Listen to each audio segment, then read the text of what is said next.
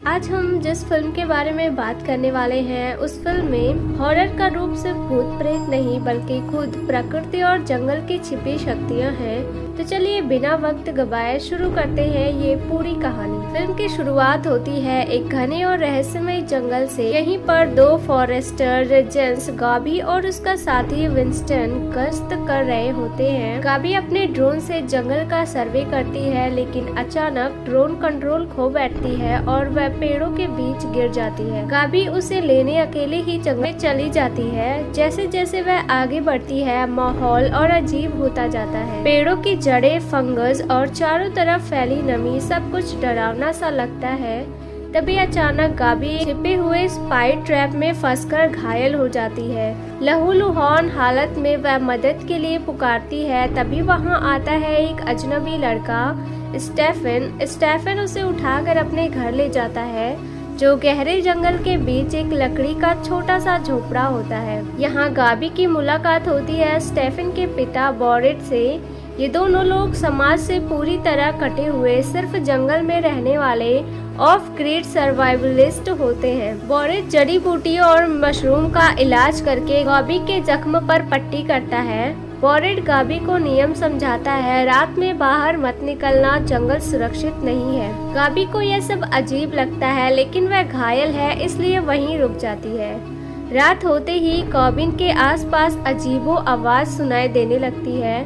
अचानक दरवाजे पर हमला होता है। बाहर खड़े होते हैं फंगल से ढके इंसानी आकार जैसे जीव। ये न पूरी तरह इंसान है न पूरी तरह जानवर बल्कि जैसे जंगल का हिस्सा। बॉरेट और स्टेफन तीर कमान उठाकर उनसे मुकाबला करते हैं और किसी तरह उन्हें खदेड़ देते हैं। गाबी पहली बार समझती है कि यह जंगल सिर्फ साधारण जंगल नहीं है बल्कि किसी गहरे राज को छुपाए हुए है। सुबह गाबी को याद आता है कि उसका साथी विस्टन अभी भी कहीं जंगल में है। वह उसे ढूंढने निकलती है। कुछ दूर जाकर उसे विस्टन मिल जाता है लेकिन हालात बेहद डरावने होते हैं।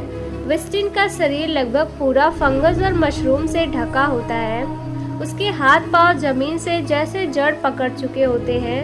वह अभी जिंदा होता है लेकिन बहुत तकलीफ में। वह गाबी से कहता है, मुझे मार दो, मैं ऐसे नहीं रह सकता।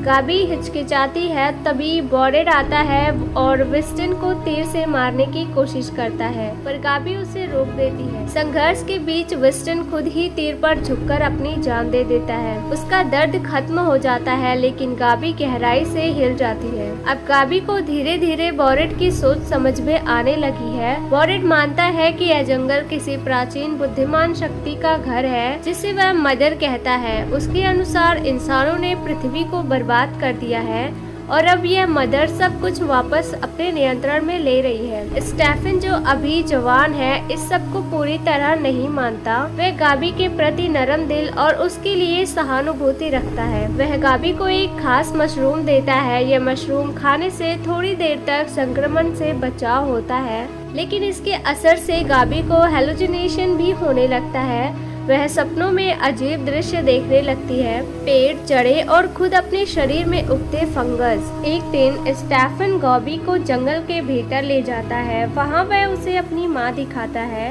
असल में उसकी माँ बहुत पहले ही इस फंगल नेटवर्क का हिस्सा बन चुकी है। अब वह इंसान नहीं रही बल्कि एक पेड़ जैसी आकृति में बदल गई है। उसके शरीर से जड़ें और मशरूम उग चुके हैं। उनकी उंगलियों में अभी भी शादी की अंगूठी होती है जिससे गाबी को पता चलता है कि यह सच में उसकी माँ है। ये नज़ारा गाबी को डरा देता है। उसे एहसास होता है कि अगर संक्रमण बढ़ा तो उसका भी यही हाल होगा। गाबी अब यहाँ से निकलने का प्लान बनाती है। वह स्टेफन से कहती है कि उसे भी उसके साथ चलना चाहिए वरना उसके पिता उसे हमेशा यहीं कैद रखेंगे। स्टेफन मान जाता है और दोनों भागने की कोशिश करते हैं लेकिन बॉरेट उन्हें पकड़ लेता है। वह गुस्से में कहता है कि कोई भी इस जंगल से बाहर नहीं जाएगा क्योंकि मदर का आदेश यही है।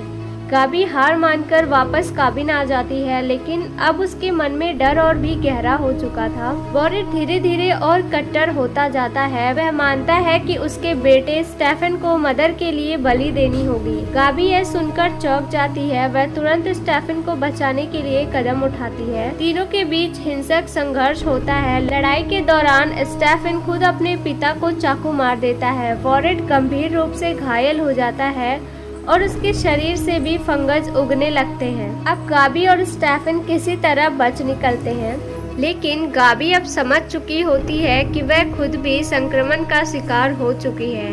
उसकी त्वचा पर फंगस उगने लगते हैं और हालात बिगड़ती जाती है। वह स्टेफन से कहती है, अगर मैं ऐसे ही रही तो मैं भी उन प्राणियों जैसे बन जाऊंगी। मुझे मार दो वरना मैं भी खतरा बन जाऊंगी। आखिरकार स्टेफन मजबूरी में उसकी बात मान लेता है। फिल्म गाबी के अंत के साथ उसके सफर को यहीं खत्म कर देती है। अब स्टेफन अकेला शहर की ओर निकल पड़ता है। वह एक रेस्टोरेंट में बैठकर खाना खाता है और बाहर चला जाता है। जैसे ही वह बाहर निकलता है, कैमरास मेज पर जूम करते हैं और जहां उसके बचे हुए खाने रखे होते हैं और अचानक उसी पर फंगस फैलने लगता है। इससे साफ हो जाता है कि स्टेफन के जरिए संक्रमण अब जंगल से निकलकर इंसानी सभ्यता तक पहुंच चुका है, यानी मदर का प्रभाव अब पूरी दुनिया पर फैल सकता है। तो दोस्तों, ये थी गाया की पूरी कहानी। यह फिल्म हमें यह संदेश देती है कि जब इंसान प्रकृति को नजरअंदाज करता है और उसका शोषण करता है तो प्रकृति अपने ढंग से जवाब देती है। कभी कभी वह जवाब इतना भयानक हो सकता है कि इंसान उसका सामना ही ना कर पाए। तो अगर आपको ये एक्सप्लेनेशन पसंद आया हो तो वीडियो को लाइक और चैनल को सब्सक्राइब जरूर कर ले। मिलते हैं अगली वीडियो में, तब तक के लिए हैप्पी वॉचिंग।